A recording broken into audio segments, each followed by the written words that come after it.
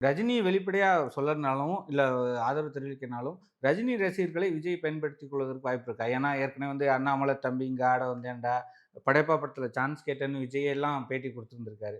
அப்படி பயன்படுத்திக்க இல்ல வாய்ப்பு இருக்கா? அது ஒரு காலத்துல குடுத்தாரு. இவங்க 2 பேருக்குமான பிரச்சனை ஸ்டார்ட் ஆகுறதுக்கு முன்னாடி அதெல்லாம் அவரு பேசியிருக்காரு. ஆனால் இன்னைக்கு அவரு வந்து இறங்கி வருவாரான்னு எனக்கு தெரியல.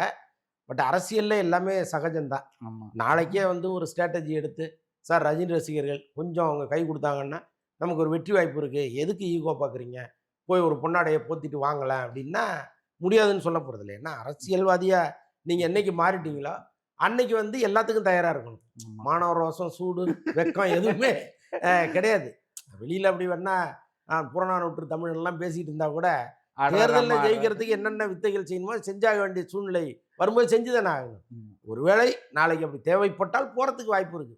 போயஸ் கார்டன்ல ஒரு முன் அனுமதி வாங்கிட்டு, ஆ. சார் உங்கள சந்தித்து ஒரு பொன்னாடை போர்த்த விரும்புறேன் அப்படின்னா, அவரு என்ன வரவேணான்னா சொல்லப் போறாரு?